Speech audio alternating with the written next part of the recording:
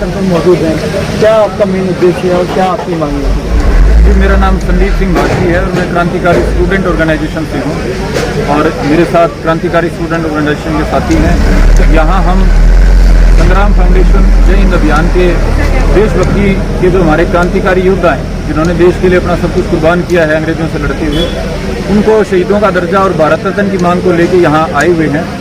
और हमारा ऐसा मानना है कि देश के नौजवान को संगठित करके अब इन मुद्दों का समाधान करवाया जाना चाहिए।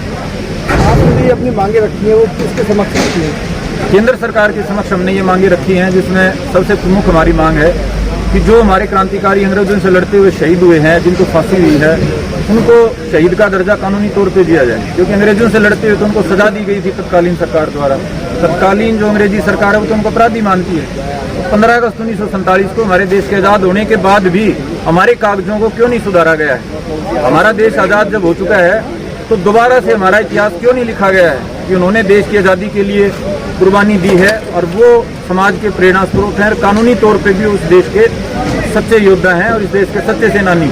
उनको क्यों नहीं सरकार कानूनी तौर पे दर्जा देने का काम करती है? दूसरा, भारत रत्न हमारे देश का सबसे बड़ा सम्मान है। आज़ादी के बाद ये बहुत सारे ऐसे लोगों को दिया गया है जिनका योगदान सिर्फ एक पार्टी के प्रति रहा है। जिन लोगों ने पूरे देश के लिए अपना सब कुछ दे दिया, उनको भारत रत्न क्यों नहीं दिया जा रहा? नेताजी सुभाष चंद्र को भारत रत्न देने के लिए 1991-92 में जो बात हुई थी, वो बात भी दबा दी गई है। दोबारा से कोई प्रयास नहीं है। शहीद भगत सिंह को, राजगुरु सुखदेव, चंद्रशेखर आजाद, झांसी की रानी मंगल पांडे, हमारे जो शहीद अंग्रेजों से लड़के अपना सर्वस्व दे के गए हैं, उनको भारत रत्न क्यों नहीं है? सरकारी स्मारकों के, सरकारी योजनाओं के नाम सिर्फ खानदानी या विचारधारा के जो लोग हैं, अब भाजपा आ गई तो अपनी विचारधारा से जुड़े जो भी इनके संस्थापक हैं, जो लोग हैं, उनके नाम पे योजनाएं चलती हैं। कांग्रेस आ गई तो उनके नाम पे। मोदी जी का कहना है कि हम सबका साथ और सबका।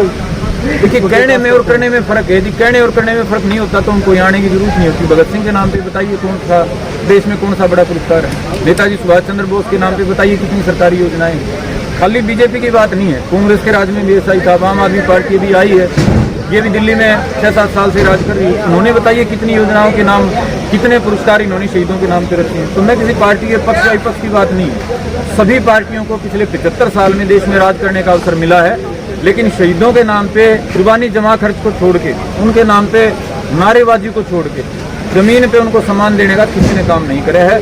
और उसका कारण ये है कि ये सभी पार्टियां शहीदों के विचारों से डरती हैं। शहीदों ने जिस भी किस्म की आज़ादी का सपना देखा, स्वाभाविक सी बात है उस किस्म की आज़ादी से इनको डर लगता है। शहीदों ने कहा था कि देश के किसान को, मजदूर को आर्थिक और सामाजिक बराबरी मिलनी चाहिए आज़ाद हिंदुस्तान में, लेकिन आज तक वो बराबरी मिल नहीं पाई है। तो ये लोग चाहते हैं कि शहीदों के विचार दबे रहें। यदि भगत सिंह के नाम पे ये प्रचार प्रसार करेंगे, नेताजी के नाम पे करेंगे, तो उनको पुराने जो बातें हैं, पुराने जो विचार हैं उन शहीदों के, वो बाहर लाने पड़ेंगे तो उन विचारों को पूरा भी करना पड़ेगा। आपने ये अपनी सामाजिक मांगे हैं ये बताई, इसके लिए क्या आपने कोई लिखित आश्वासन के लिए लेटर लिखा है? लंबे समय से क्रांतिकारी स्टूडेंट ऑर्गेनाइजेशन 2008 में हमने संघर्ष शुरू किया था।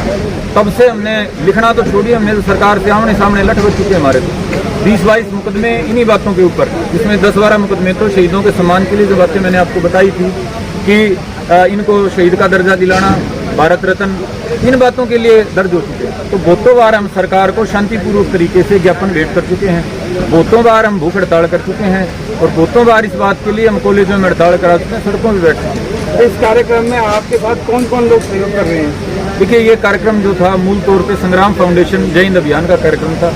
हम तो ये हमारे महाराष्ट्र के जो साथी इतनी दूर से यहाँ 1500 किलोमीटर चल के आए हैं, इनके सहयोगी के रूप में अपनी जिम्मेदारी निभाने का काम करते हैं। क्या और किसी राज्यों से भी लोग आपके साथ मिलकर सम्मिलित हुए हैं? जी बिल्कुल, राजस्थान से भी हमारे साथी आए हुए हैं, उत्तर प्रदेश से भी साथी हैं, अपने पंजाब से भी हैं, हरियाणा से भी हैं, उत्तर भारत के ज़्यादा नहीं, हर प्रदेश से साथी। मध्य प्रदेश के मेरे साथी पीछे खड़े हैं, तो हर प्रदेश से साथी हैं। लेकिन उनको एक जन सैलाब बनाने की जरूरत है। जो डायनामाइट जो लोगों के दिलों में है शहीदों के प्रति सम्मान का, उसको जमीन पे लाने की जरूरत है। और ये जो इतने सालों से आपके मन में, इनके मन में, मेरे मन में एक स्वाभाविक सी बात है, किसी की भी सरकार हो, किसी पार्टी, चाहे कोई किसी को वोट देता हो, किसी से नफरत करता हो, लेकिन शहीदों का तो सभी सम्मान करना चाहते हैं। अब आप देखिए, पाकिस्तान में भगत सिंह को स्वतंत्रता सेनानी का दर्जा देने के लिए पहल होती है। वहाँ पे एक छोटा सा आंदोलन, छोटी सी सभा और कोर्ट में प्रयास होता है, लेकिन हिंदुस्तान में क्यों नहीं हो रहा है? क्या पाकिस्तान ही भगत सिंह को मानता है?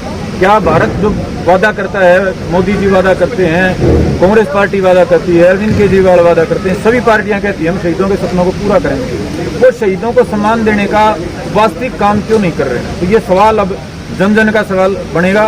पूरी नौजवान पीढ़ी इसको लेकर सड़क पे उतरेगी, मैदान में उतरेगी। तो मुझे लगता है कि सवाल का समाधान किया जाए। ये हमारी जो तकलीफ है, शहीदों के सम्मान के लिए अगर उनको जो आपकी मांगे हैं, तो अगर उनको पूरा नहीं किया जाता है तो क्या आप इस पर ठोस कार्रवाई क्या करेंगे? देखिए, आज के लिए तो ध्यानाकर्षण मोर्चा है, सिर्फ ध्यान दिलाने का काम हमने आज के दिन हमारा उद्देश्य था, और ध्यान मुझे उम्मीद है कि गया होगा, आपके माध्यम से जाएगा। आगे हमारी जो कार्रवाई होगी, हम प्रयास कर रहे हैं कि हरियाणा प्रदेश में एक बड़ी महापंचायत इस मुद्दे पे हम करें, जिसमें हम चारों तरफ के जो योद्धा साथी हैं, जिनके मन में शहीदों के प्रति सम्मान है, उनको साथ में लेके दिल्ली का घेराव जैसा किसानों ने किया, उसी किस्म का या तो दिल्ली का घेराव करें, या हम संसद भवन का घेराव करें, या हम कोई भूख हड़ताल इस तरह का कोई कार्यक्रम करें। तो एक बड़ा ठोस कार्यक्रम, जिससे सरकार, केंद्र सरकार को हमारी बातें मानने पे, सुनने पे और उनको अमल में लाने पे मजबूर होना पड़े, वैसा हम करने का निकट भविष्य में काम करें।